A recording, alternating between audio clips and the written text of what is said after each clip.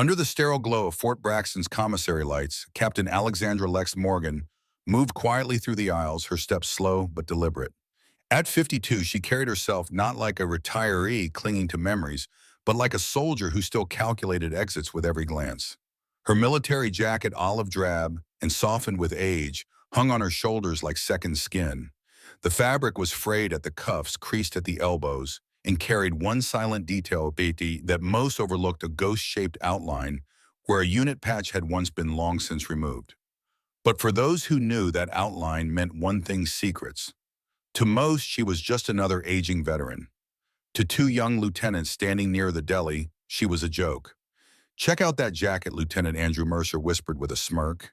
His crisp uniform looked fresh from inspection. "I bet she bought that from a thrift store." Lieutenant Ryan Foster laughed softly. "Probably tells stories about battles she watched on TV. Look at her, old and forgotten." Lex heard them. She always heard. Dumb. She didn't turn. She didn't flinch. She simply placed a bag of apples into her cart, her gloved fingers steady as stone, and kept moving forward. After 23 years of classified service mockery from boys who hadn't yet bled, didn't register. But that didn't stop them. Mercer stepped closer as Lex approached the checkout. "You know, they really should crack down on stolen valor around here." Foster chuckled. "Agreed. I mean, anyone can buy an old jacket and act tough." Lex stood silently in line. Beside her, Corporal Olivia Chang, the young cashier, glanced nervously between the hardened woman and the officers, sensing tension she didn't understand. "Military discount?" Chang asked automatically. "Yes, please," Lex answered, voice low, calm. She slid her military ID forward. The scanner beeped. Chang frowned. "Ma'am, I'm getting a restricted access alert on your ID." That's when Mercer's grin widened. "Restricted, huh? What are you hiding?" Foster leaned forward, eyes flashing. "Trying to cheat the system, lady." In that moment, Lex stood at the center of the commissary as silence bloomed. Shoppers turned, phones came out.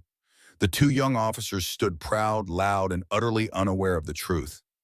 Captain Alexandra Morgan said nothing. She'd spent 2 decades risking her life for missions no one would ever know.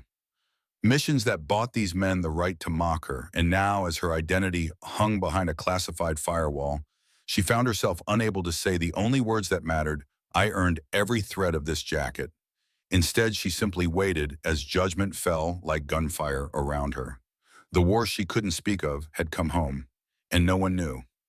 Captain Alexandra Lex Morgan pushed her cart through the commissary exit, groceries bagged in silence, the stares of strangers following her like a scar. Behind her, Lieutenants Mercer and Foster watched smugly as their video continued circulating among base personnel. Within the hour, Lex Morgan had become an unwilling subject of base gossip, a suspected fraud. By the time Lex returned to her small apartment off base, she already knew. She didn't need social media to tell her what she'd seen in their eyes: doubt, disrespect, disbelief. She set the groceries on her counter and sat in the silence, staring at her faded jacket folded neatly over the nearest chair. The ghost outline of her Spectre Group patch caught the sunlight, a shadow of a past no one was allowed to know. Elsewhere on Fort Braxton, a very different conversation had begun. In the operations office, Captain Ryan Hammer Davis frowned at his phone screen. He watched the video twice, then a third time. His expression darkened. His own time in Special Forces gave him a dangerous instinct for details. And in this video, one detail was all he needed. Rossi Davis barked into his phone. "Sir," came the voice of First Sergeant Isabel Rossi, her tone sharp and professional. "I need your eyes on something." Minutes later, in a back room at the non-commissioned officer's office, the video played on a secured screen. Rossi leaned in, her experienced eyes locking onto the same feature Davis had spotted: the faint outline above Lex's left chest, nearly invisible to untrained eyes. "I'll be damned," Rossi whispered. "That's Spectre." "Thought so," Davis muttered grimly. They both knew the weight of what they'd found. Spectre Group, a unit whispered about even in Black Ops circles. Unacknowledged, unofficial, disavowed, and dead as far as public record was concerned. "Who is she?" Rossi asked. Davis scrolled back through base logs. "Morgan, Captain Alexandra Morgan." Rossi's face changed instantly. Recognition, respect. and something colder fear. That woman saved entire units and operations we're not allowed to name. I've heard her code name in briefings we weren't even allowed to admit attending. Apparently, two lieutenants didn't get the memo, Davis said tightly. Word moved fast. Senior NCO networks. The quiet veins of military communication pulsed with the truth. Names were withheld. But respect spread like wildfire. The story of what Mercer and Foster had done publicly, humiliating a Spectre veteran, was no longer a joke. It was a scandal. By late afternoon, texts and calls reached every corner of the base. Davis took point. Get word to the command sergeant major. I'm not letting this slide. Meanwhile, in her apartment, Lex sat staring at her service photo, one of the few remnants not marked classified. She remembered when that photograph had been taken. 2002, before Tyran Province, before the mission they buried, before 4 of her team had died nameless. The knock on her door came just after sunset. Lex opened it to find First Sergeant Rossi standing at attention. "Ma'am," Rossi said respectfully. "Permission to speak freely." Lex nodded, confused. "On behalf of every soldier who's ever worked in shadows we weren't allowed to name, I wanted to apologize for what happened today." Lex's throat tightened. "You know I know enough." Behind Rossi, Captain Davis stepped forward. "We're not here to ask what you did, Captain Morgan. We're here to thank you for doing it." Lex's composure cracked for a moment. She'd lived 2 decades unseen. Suddenly, her own were standing before her. "You don't have to." "We do," Davis interrupted gently. Rossi's voice lowered. "Ma'am, base command knows." The junior officer's video hit the wrong inboxes. Higher-ups recognized that patch. "You're not invisible anymore." Lex's silence wasn't fear. It was disbelief. "What now?" she asked softly. Rossi hesitated. "We'll handle them. The lieutenants. And someone else is coming." Lex frowned. Davis answered the unspoken question. "General Robert Trent." At that, Lex's legs nearly gave out. General Trent was the officer who had classified Spectre Group, who had signed the denials, who had buried their dead in silence. "Why?" Lex whispered. Davis met her gaze, his voice grim, because he saw the video, and because even ghosts deserve respect. Back on base, Mercer and Foster were already learning that respect the hard way. Summoned to the operations office, they found themselves face-to-face with Command Sergeant Major Patel, Captain Davis, and First Sergeant Rossi. The accusations of fraud they'd so confidently filmed were being dissected like a live grenade. But no reprimand would prepare them for what came next. Word spread, senior staff assembled, General Trent's arrival was imminent.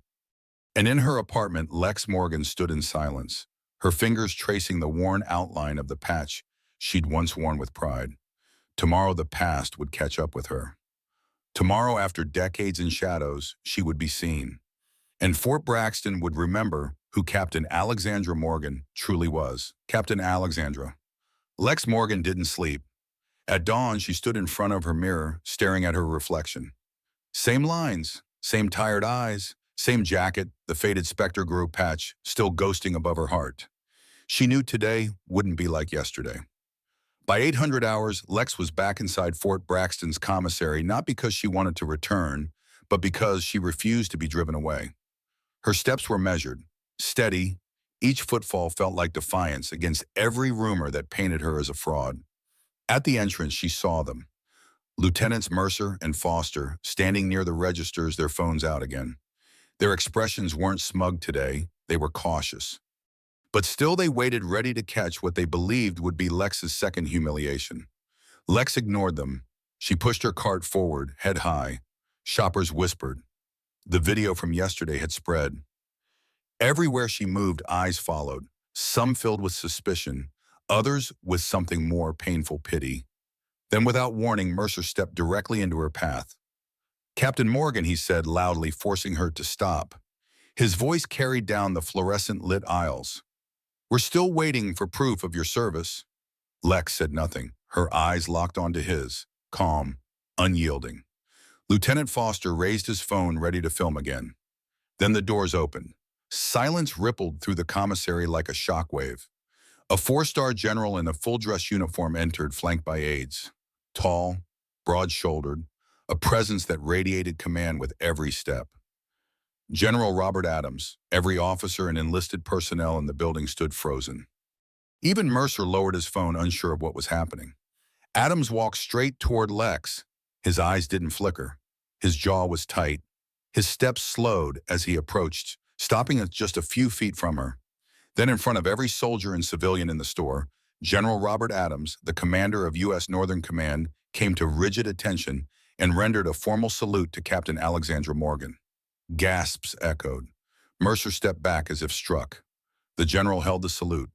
Captain Morgan Adams said, his voice firm yet heavy, Spectre Group, Operation Nightfall, Tyran Province, 2002.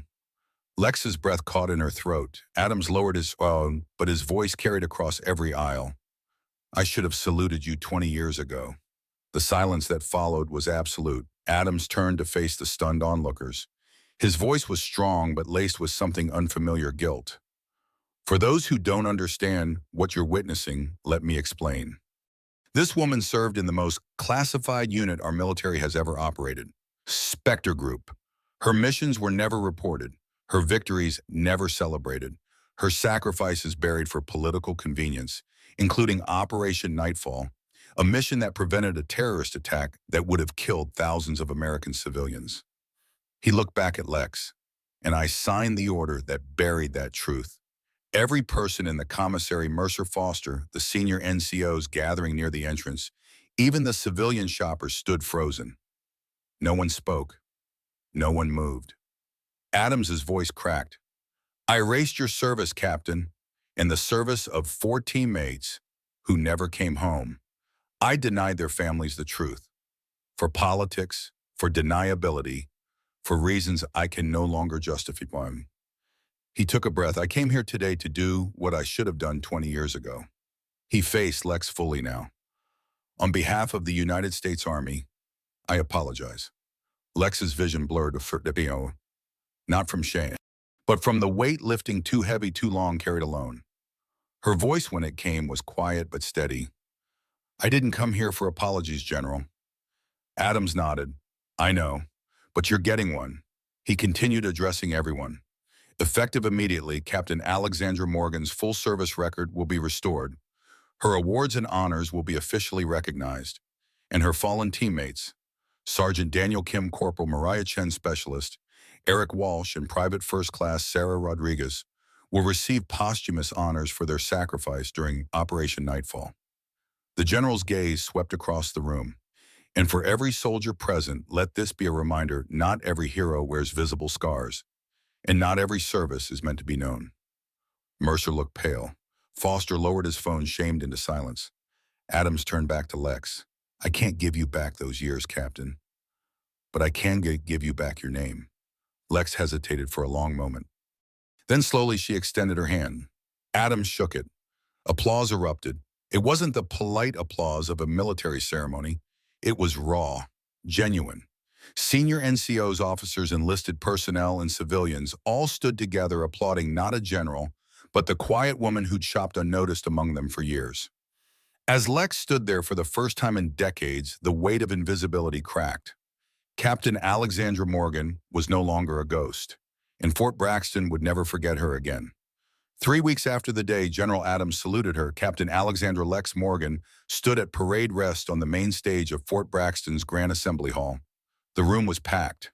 Rows of uniforms filled every seat: Marine soldiers, airmen, even civilians. Veterans who had served in silence lined the back walls. Lex could feel their presence as sharply as if standing beside them. At the front, the banners of the United States Army hung beside the Spectre Group insignia, officially restored after 2 decades in the shadows. A black shield with silver wings, once erased from every database, now displayed proudly for all to see. But Lex wasn't here for herself. She stood for the 4 who couldn't. General Robert Adams approached the podium. His voice, steady and ceremonial, filled the hall. Today we honor service that was denied recognition for far too long. We restore history that was deliberately erased. We honor the quiet warriors who carried burdens without medals and whose names were whispered only in classified briefings. He turned to Lex. Captain Morgan, step forward. Lex obeyed silently. Her faded Spectre Group patch had been freshly restored, but she still wore her old olive jacket. When Adams presented her medals, the Distinguished Service Cross, the Silver Star, and 3 Purple Hearts, the ribbons gleamed against her uniform's worn fabric. Adams pinned each medal in silence. For a moment, Lex felt the unbearable weight of what those awards represented. Pain, loss, sacrifice. General Adams stepped back, letting the applause fill the silence. The hall erupted, but Lex's expression didn't change. When Adams motioned for her to speak, she approached the podium, slowly, medals heavy against her chest. She stood in silence for several long seconds. Then her voice, calm, deliberate, echoed across the packed auditorium. "I accept these honors, not for myself." She looked to the Spectre insignia behind her and her voice tightened. "I accept them for Sergeant Daniel Kim, Corporal Maria Chen, Specialist Eric Walsh, and Private First Class Sarah Rodriguez. My team." The crowd grew still. They died in Taiwan Province 22 years ago. Their families were told it was a training accident. I watched their lives reduced to footnotes and sealed reports. Her voice didn't waver. They were warriors, leaders, human beings. And their silence ends today. Every veteran in the audience stood. Lex glanced down briefly, forcing the memories to settle. "I don't need the world to remember me, but I'll spend every breath I have ensuring it remembers them." Her hands gripped the podium. Real leadership isn't about standing on stages like this. It's about standing beside your people when it matters most. It's about carrying their names forward when they can't speak for themselves. She let her words sink in. "And if you want to honor me, then honor them. Live like they did. Serve like they did." She looked out across the sea of faces. "And never forget who didn't come home." Lex stepped back. She said nothing else. The silence was heavier than applause could ever be. Adams rejoined her at center stage as the names of her fallen team members were read aloud. One by one, their families who had flown in from across the country stood to receive posthumous medals presented with trembling hands. For many, tears flowed freely. This time the families knew the truth. Lex stood with them, a quiet pillar, as the medals were placed into their hands, and whispered their loved one's name softly to each.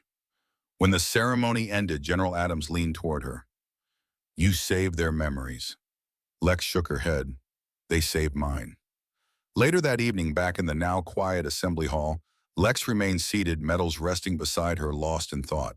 She didn't notice Mercer and Foster approach. The 2 lieutenants who had once mocked her stood hesitantly behind her chair. Ma'am Mercer's voice cracked slightly. Lex turned slowly, studying them. Neither man could meet her eyes. Foster spoke next. "We're sorry." Lex said nothing. She waited. Mercer's voice broke. "We didn't understand. We didn't see." Foster looked up, eyes glassy. "We want to be better leaders. We're asking if you'd be willing to teach us." Lex held their gaze for a long moment. "You don't owe me an apology," she said softly. "You owe it to the people you'll lead one day." Mercer swallowed hard. "Please, we're ready to learn." For the first time in weeks, Lex allowed the faintest trace of a smile. "Then meet me tomorrow, 0600, training field." Both officers straightened instinctively. "Yes, ma'am." As they turned to leave, Lex looked down at the medals beside her. Her war wasn't over. But perhaps her purpose had changed. She wasn't finished yet. Tomorrow she would teach. Not for herself, but for Kim Chen, Walsh, and Rodriguez. Their names would never fade again. And that was all the honor she needed. Captain Alexandra Lex Morgan never sought recognition, but after the ceremony, her life quietly transformed. The base that once questioned her now looked to her as a teacher. Each morning at precisely 0600, she stood at the training field not as a decorated war hero, but as a mentor. Mercer, Foster, and dozens of other young officers listened as Lex taught them what leadership truly meant. She didn't speak of classified missions or medals. Instead, she spoke of sacrifice, of humility, of carrying responsibility even when no one saw or thanked you. Her faded jacket, once mocked as surplus store clothing, became a symbol across Fort Braxton. To those who wore new uniforms, it represented something deeper, the sacrifices made by those who could never speak of them. Her Spectre group patch, restored and worn with quiet pride, reminded every soldier who passed her that hidden battles mattered just as much as those reported in headlines. But Lex's greatest victory came not from medals or formations. It came when she stood beside the families of Kim Chen Walsh and Rodriguez, finally able to share the truth about their loved ones. No longer hidden behind classified files, their names now echoed through memorial halls and living rooms alike. Their families found peace knowing their sacrifice had not been erased. Over time, Lex's story spread throughout the military. Bases across the country used her experience as a lesson in respect and humility. Soldiers and officers alike were reminded every veteran carries battles you may never understand. Behind every faded jacket, every silent salute could stand a hero who sacrificed more than you'll ever know. And so Captain Lex Morgan led one final mission not in the shadows but in daylight, teaching a new generation that true leadership isn't about glory. It's about honor. And now to you, the listener, carry this lesson forward. Respect those who walk quietly among us. They may be carrying the weight of sacrifices you'll never see. If this story moved you, honor their silence. Leave a comment below about someone you admire. And if you believe stories like Lex's deserve to be heard, subscribe to this channel for more real stories that prove true. Heroes don't need to speak loudly to change the world, because sometimes quiet leadership echoes the loudest.